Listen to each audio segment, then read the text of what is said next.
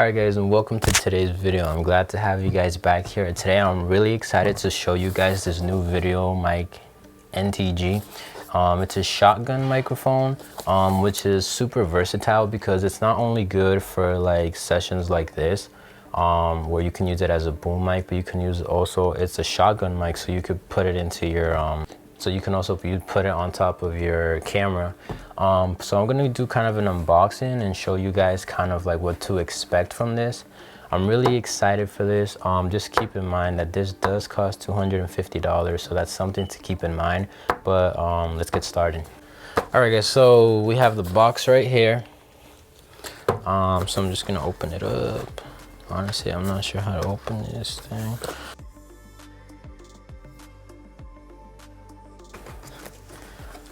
Okay, that's pretty sleek.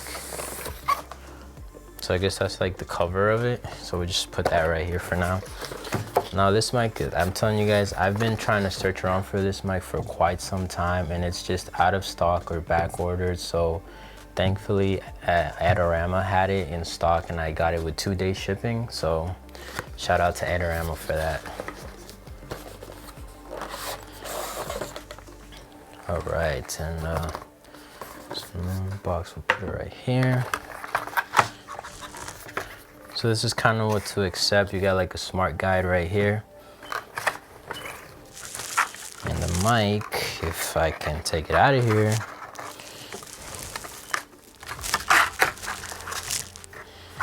Is this mic right here. You know, I'm not gonna lie, I thought it was gonna be a little bit bigger, but to be honest with you, it's a pretty decent size. But let's see what else you get inside the box. So you get this kind of foamy type of thing right here that says Rode. So let's just put that to the side and see what else you get. So you get your cable, and this is no longer like the coily type of cable. This is the flat cable, which is actually a little bit more versatile because this way it doesn't coil up altogether. So you know, that was actually a pretty smart move on them. You also get a USB-A to USB-C cable, and so pretty much because this is battery powered but with a lithium battery, so you just charge it and that's how you use it pretty much, which is pretty cool. It doesn't use batteries like the Videomic Pro Plus does, so that's actually a pretty good I'm kind of glad they changed that, because if you think about it, if you're on a shoot and you run out of power but you don't have a battery, like what else are you gonna do? I think that's pretty much everything you get. Yeah, that's pretty much everything. So I'm gonna clear some of this up and we'll be right back. All right guys, so pretty much this is the mic right here. Here's like a close-up for you guys to see kind of what to expect. Honestly, it's a pretty good size. I honestly, like I said, I thought it was gonna be a little bit bigger, but it's like the right size for like every situation. So you get this foamy thing that says Rode on it, and then when you take this off, you get, as you can see, it's kind of like it has that kind of boom mic design. So it's like pretty much, if I was to hold it right here, once I plug it into the camera, it'll just pick up what is right in front of it, not too much what's around it or behind it. So that's actually pretty cool. So I'm gonna get a close-up shot and for you guys to see it, and yeah, we'll talk more about it. All right guys, so we have our gain knob right here. So pretty much this is where ideally you would bring your camera's volume settings all the way to pretty much 0 to 1, and then you would control it here, simply because the output of this microphone is going to be better than the output system of your camera. Then we also have our power button.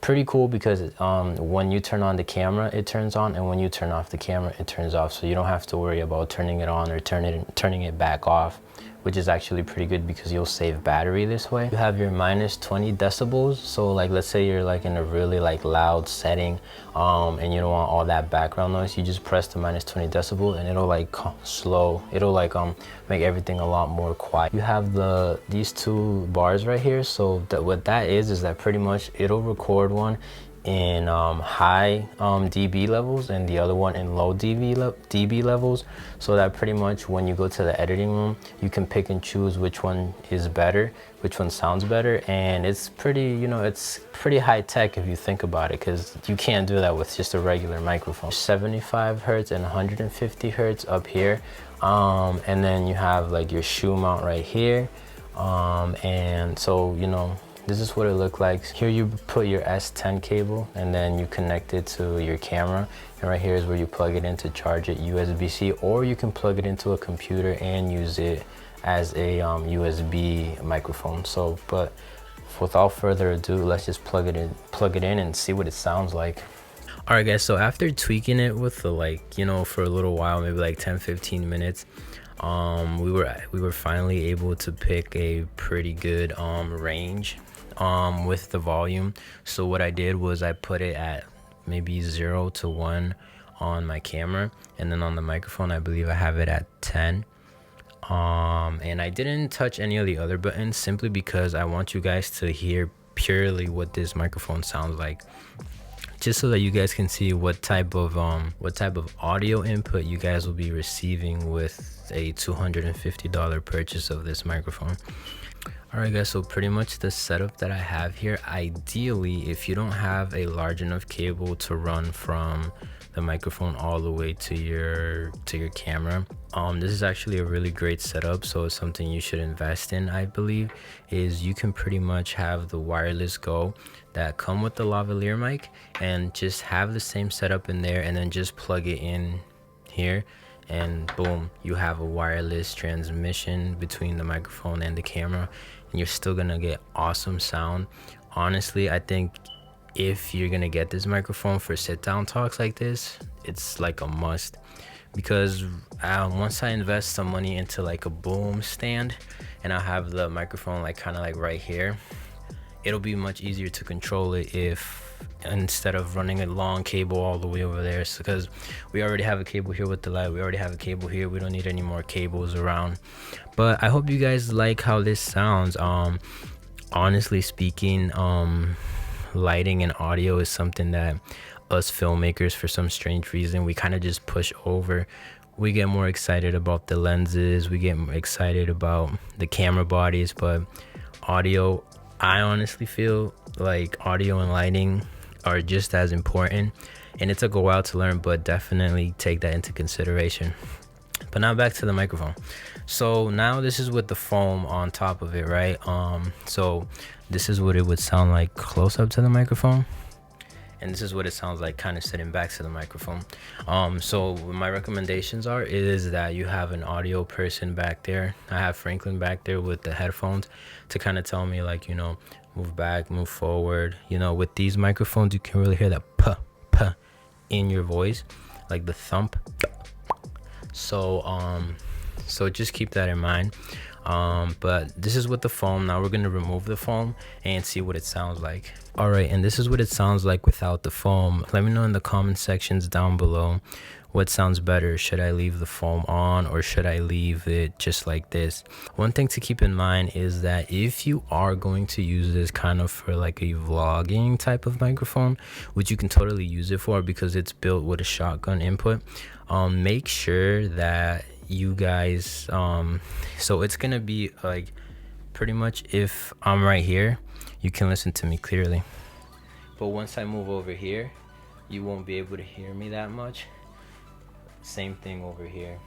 So this is a very directional microphone, so you have to make sure that you're always in front of it. At least you don't have to be too close to it, but you have to make sure you're in front of it in order to get the best crispy audio possible. So I'm gonna do the p sound. P, p, p, p. So that's just something to keep in mind. Notice the differences, and you know, honestly, it's just whatever you guys feel sounds great. The best thing about audio and lighting and filmmaking is that there's not one right way to do it. There's 1,000 different ways for 1,000 different type of videographers. So yeah guys, this is pretty much the setup. I'm going to be using it in more of my videos. So let me show you guys what it would look like if I was to mount this onto a camera. Alright guys, and so pretty much if you were to be using this as a vlogging mic, this is pretty much what it would sound like. So now what I said, and remember what I said, is that it has to be right in front of you, because if you're vlogging here and you're like trying to show someone something, and you're gonna be lost, like no one's gonna be able to hear you. So remember, always try to stay in front of it as much as possible, and as close as possible. Remember, the closer you are to the microphone, the better audio you're gonna get. The farther away you are from the microphone, you're gonna lose some quality. But those are just some things to keep in mind. But I'm gonna put this back on the stand. Alright guys, so now I'm gonna show you guys what this microphone will sound like if I was to decrease it to, like, let's say 7 or 6 decibels. So this is 6 decibels. So just keep in mind it's gonna sound lower, so you might have to move closer to the mic. And this is what it will sound like if you have it at 14. Now, given you can move back and it'll record you a lot better, but it's also gonna pick up a little bit of the sound that's around you, so keep that in mind. And this is ideally where we have it right now for this YouTube video, which is at 10 decibels. So now I'm gonna show you guys what it sounds like if you were to do minus 20 decibels. So this is what it would sound like if you were to do minus 20 decibels, which is a great option, but you also have to keep in mind that this will come in like when you're at a restaurant and you're vlogging, or when you're at a concert and there's a lot of noise going around in the background. So this is actually a great setup. And now this right here will record 2 different type of audio levels, a high and a low. So it's actually pretty versatile, because when you get to the editing room, you can pick which one sounds better, and you have 2 options, which you can't really do with traditional microphones. And now this is what it would sound like if you guys were to do minus 20 decibels with a high recording and low recording volume. So like I said, it's a really versatile tool, so use it to your advantage. So this is what it will sound like if you have it at 75 hertz. And this is what it will sound like at 150 hertz. So just, keep in mind, listen to the differences and see what works best for your. All right guys, but pretty much that concludes today's video. I hope you guys got a ton of value out of it, and if this was your first time watching, welcome. In this channel we do a lot of videography and photography tutorials, walkthroughs, and gear reviews like today. So if you enjoyed today, make sure to smash the like button, because it helps the YouTube algorithm, and make sure to subscribe and tell your friends, your cousins. We're trying to grow this YouTube channel to something big. So thank you for supporting us. So yeah, if you guys have any more questions, if you guys want me to compare this microphone to other microphones, anything at all, don't hesitate to ask. Leave me a comment section down below if you would buy this microphone. And I think that's all I have for you guys today. So I'll see you in the next one. Peace.